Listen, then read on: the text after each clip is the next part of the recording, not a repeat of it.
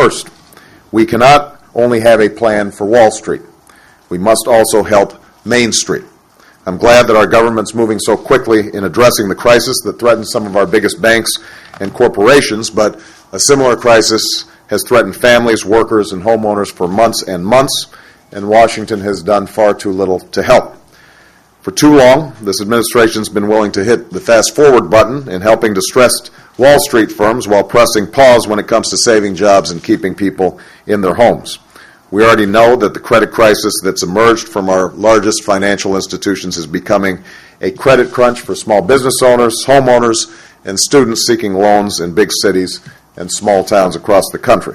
And now that American taxpayers are being called on to share this new burden, we must take equally swift and serious action to help lift the burdens they face every day. In the same bipartisan spirit that's been shown with regard to the crisis on Wall Street, I urge Senator McCain, President Bush, Republicans, and Democrats to join me in supporting an emergency economic plan for working families, a plan that would help folks cope with rising gas and food prices, spark job creation through repair of our schools and our roads, help states and cities avoid painful budget cuts and tax increases, help homeowners stay in their homes, and provide retooling assistance for America's auto industry. John McCain and I can continue to argue about our different economic agendas for next year, but we should come together now to work on what this country urgently needs this year. The second principle I'd like to see in the emerging plan from the Treasury and the Fed is that our approach should be one of mutual responsibility and reciprocity. It must not be designed to reward particular companies or the irresponsible decisions of borrowers or lenders. It must not be designed to enhance the personal gain of CEOs and management. The recklessness of some of these executives has helped to cause this mess, even as they walked away with multi-million-dollar golden parachutes while taxpayers are left holding the bag. As taxpayers are asked to take extraordinary steps to protect our financial system, it's only appropriate that those who benefit are expected to contribute to the protection of American homeowners and the American economy. Just as support is not designed to pay off egregious executive compensation, it should not reward those who are ruthlessly foreclosing on American families.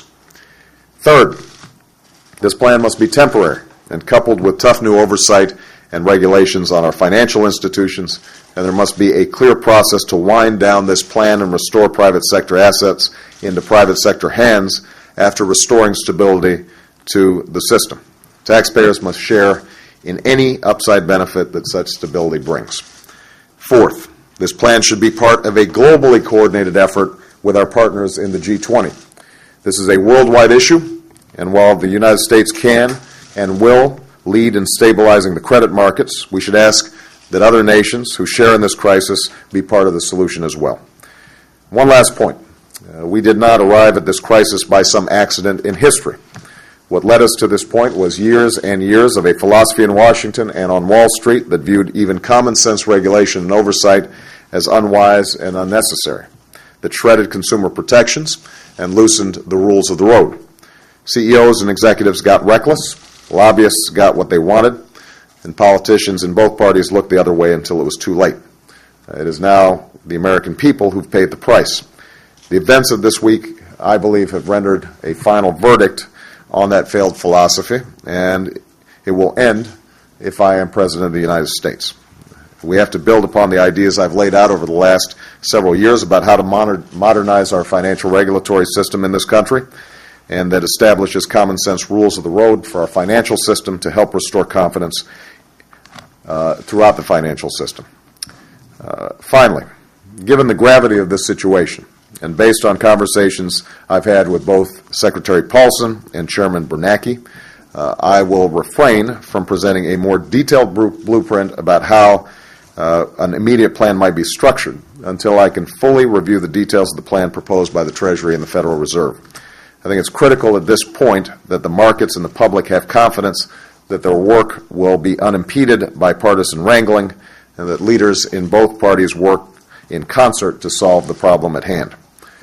I know these are difficult days, and I know there are a lot of families out there that are feeling anxiety about their jobs, about their homes, and about their retirement savings. But here's what I also know. This is not a time for fear. It's not a time for panic. It's a time for resolve and a time for leadership.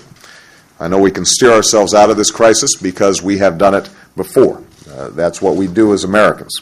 Our nation has faced even more difficult times, and each moment when we've risen to meet the challenges as one people and one nation. I am confident that we will be doing the same in this circumstance.